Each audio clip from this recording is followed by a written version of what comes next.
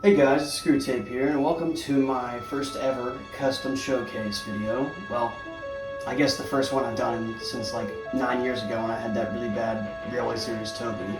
But welcome to my layout real quick. Here, I'll just show you some photos of it real quick.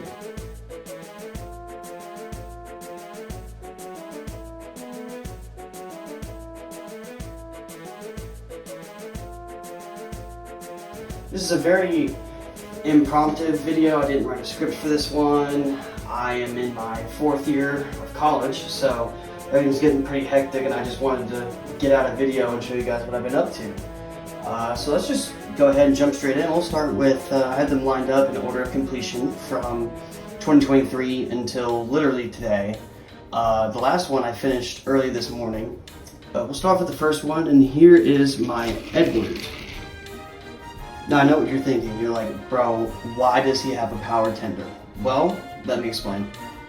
With my models, unless they're like Oliver, Murdoch, or Hank, or a specific one that I know I'm not gonna get in a Facebook lot, I will buy it off eBay. But most of my Trackmaster, Tomy, Playrail, whatever, I get from Facebook Marketplace. It's like thrifting, but like with trains, and I get to lowball people, so it's pretty cool. But I got a lot where it came with a Emily tender and a Tomy Edward, but it had the separation between, or there was a separation between the wires and the tender.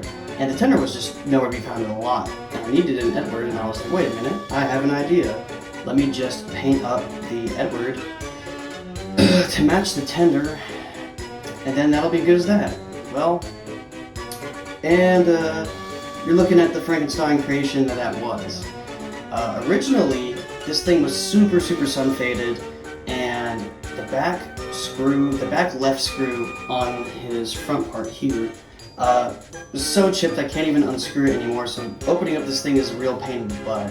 And this was my first ever experience with primer, and I used this blue primer that you're seeing, the actual color, for the whole thing.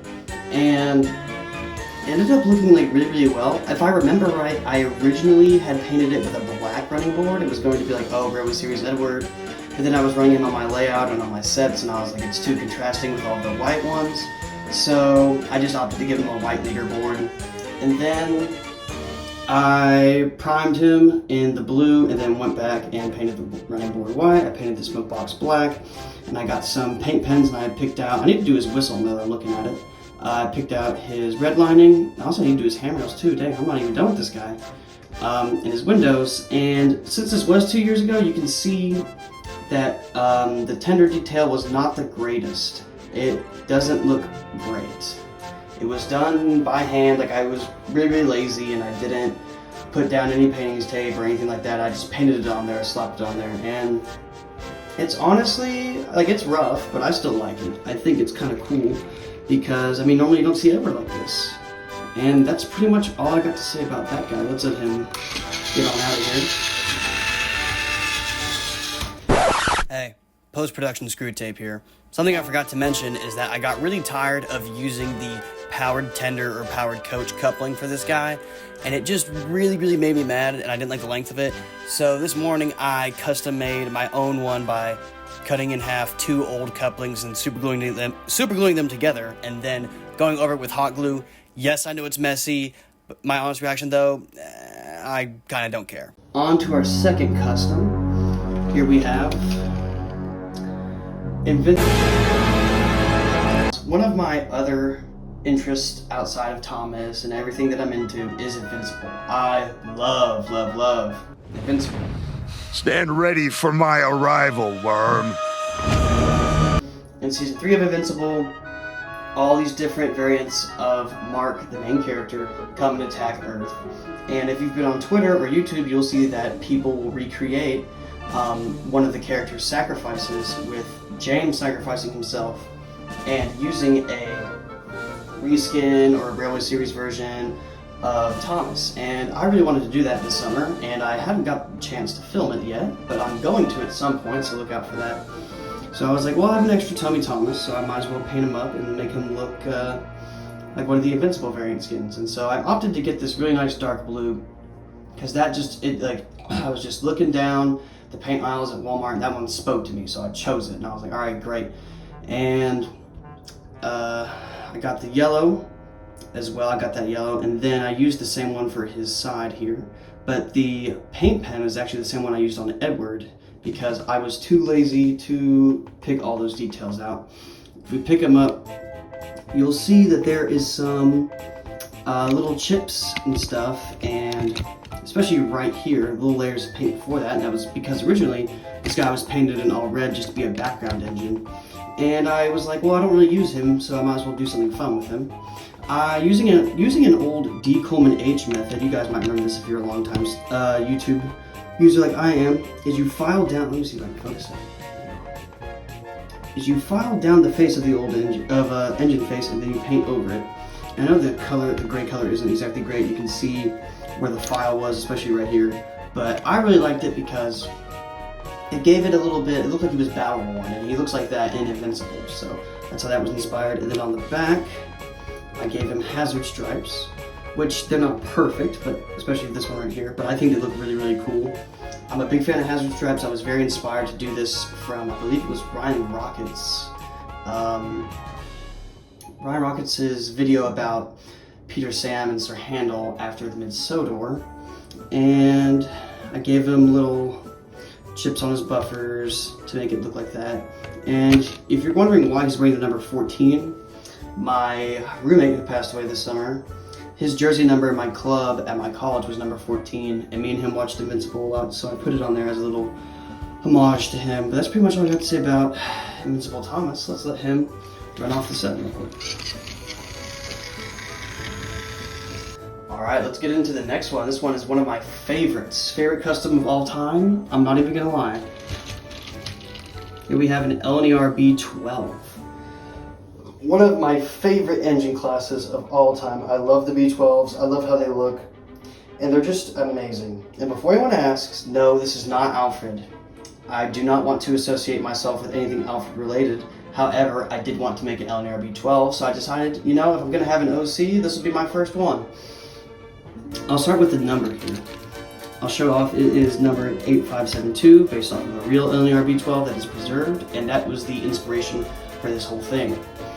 If you're wondering why it looks so good, this was not made out of regular body parts. Like, I didn't house any parts from any existing engines or anything like that. This was from a 3D print by Rube Restorations on eBay, I believe. And I saw it on there and I was like, this could be a really fun summer project, so I bought it. And I immediately started with painting or priming the shell. I know you're supposed to sand them down, but I didn't have any sandpaper and I'm a semi-inexperienced modeler, so I didn't really care. But I primed it and then I began painting it in coats of green. I picked out everything that needed to be black on there, like the tender, or the cold load inside the tender, the sides here, cab, windows, everything, running board, that was all picked out. And then I ordered a Henry, specifically the 2015 Playrail redesign, because that's what was supposed to fit on the chassis. And I immediately ran into a problem. The motor unit fit perfectly, however, the tender did not fit on Henry's chassis, and I was like, oh no, I'm gonna have to find another tender for one of my engines to use on this. And I actually ended up using the bottom half of the regular caboose from all the Tomy sets, or that you would get in any Trackmaster 2-pack if the engine was unimportant, you know. And it ended up fitting perfectly like a glove. This was also one of my first experiments with clear coating. My good friend Jamie from Twitter, which I'll plug him in the description, was getting me into doing clear coats to give them a real shine and like lock in the paint so nothing could be scratched or anything like that.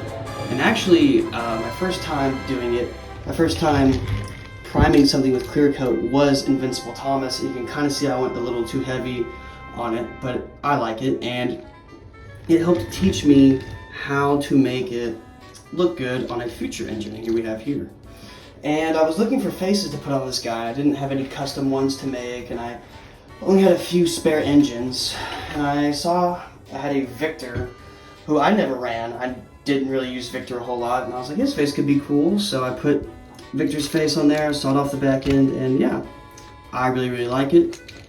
The only problem, aside from the tender thing, was when I was using stencils to put out the LNER. they kept peeling off. It was very, very frustrating. Also, side note here, you can see he does not have buffers on the back of his tender, so I will have to fix that one day. But there is my custom LNER B12, who is yet to be named. If you guys have any suggestions, leave them in the comments. All right. My next one was a custom that never really got to see the light of day.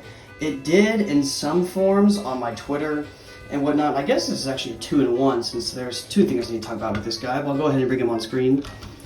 This is my custom BR Class 40 or Class 37 or whatever you want to call this guy. And then along with it, we have a spare Diesel 10 chassis with a movable claw. So this was made for, it was made out of a lot I got on Facebook Marketplace, and the sides were broken off so he couldn't fit in to any chassis, he would just fall off, and it was just a spare I had. And for my Smelter scene remake, which I did earlier this year, please go watch that, by the way. It flopped, and I don't want it to flop. I worked really hard on that. I set off my smoke alarm like 3 times. Please watch it, please watch it, please watch it. Anyways, I needed a movable claw because I didn't find it fitting to just have this part be right here, and that's all that you just see this. I was like, it needs more, it needs to be better. So I went and I dug out some Legos, and I got all these pieces out, and I was like, this will be good because you'll only see about that much of it in the shots, so it won't be too revealing. It can't swivel or anything because I ended up super gluing it down, and you can still see the lines of the super glue, especially right there, and then on the back here. But it does its job, and I like it. And I mean, if I want to have Pinchy hit Diesel 10 in the face, or rise up, where like I was doing it in my Magic Railroad chase scene that I did this summer, it works, and I really like it, and I think it's good. Now, moving back towards the Class 40 here. This guy was actually made from yet another Diesel 10 that I got off of Facebook Marketplace. And this guy was originally made to be a part of my first ever original story, which didn't end up seeing the light of day. I wrote it in like 2 days, and it was just really, really bad. But I do have one clip from it. You know what? Roll the clip. Roll the clip!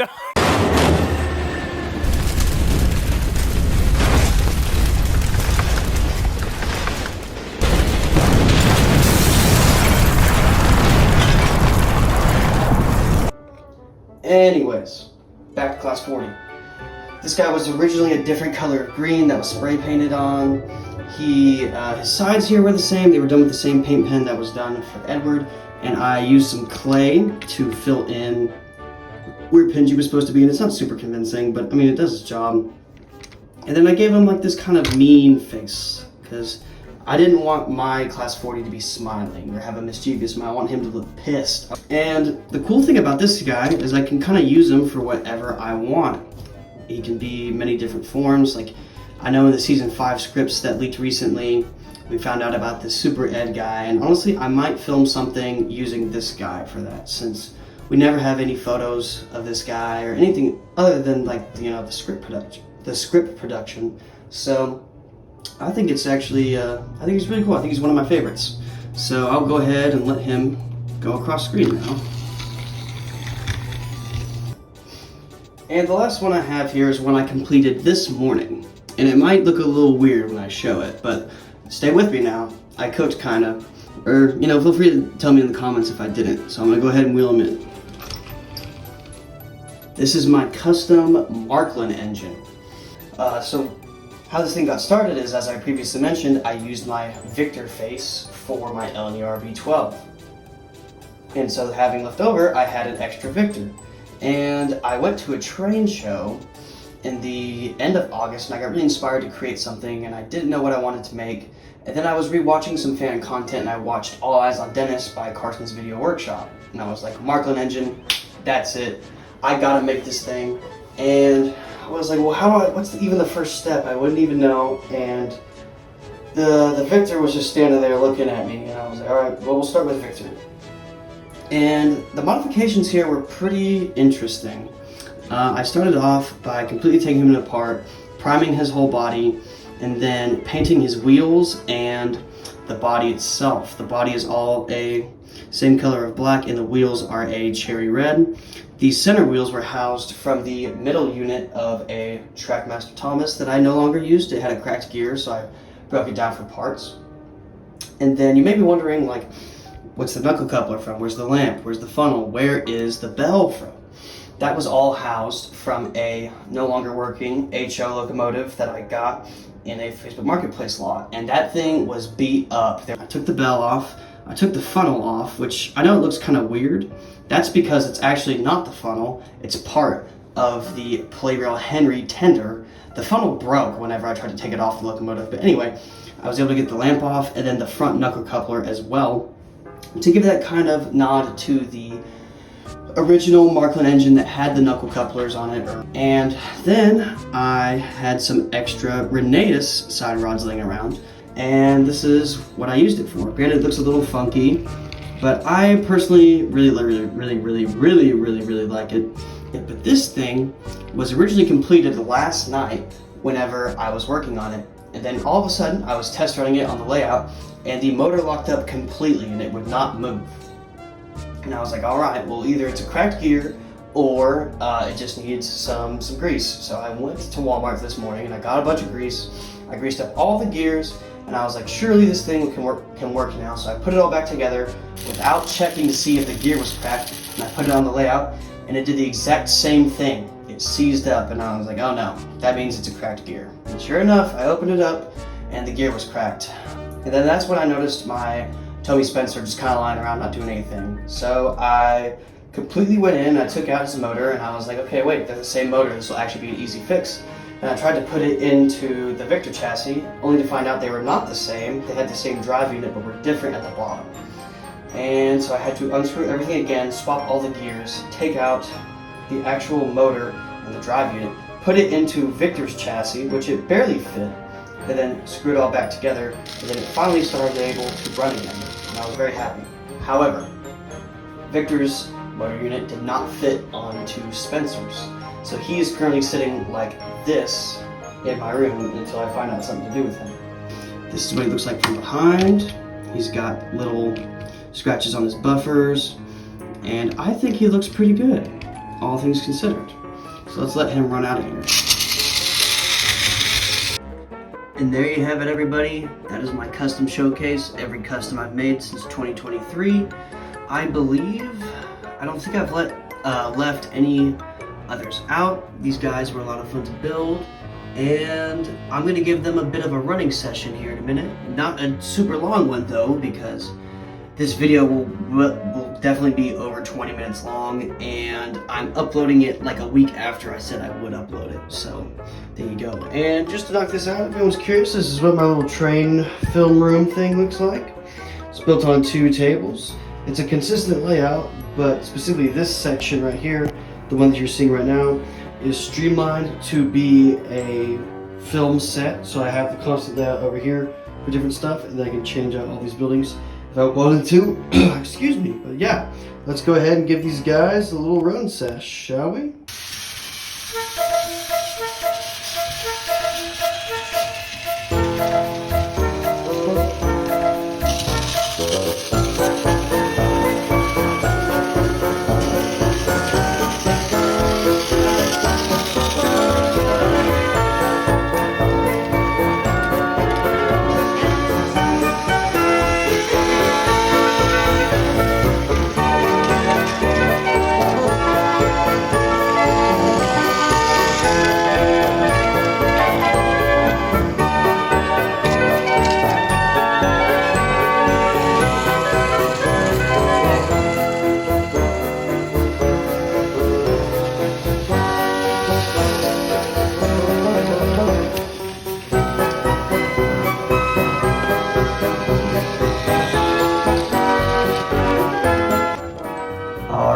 And that's the end of my custom showcase. Hope you guys enjoyed.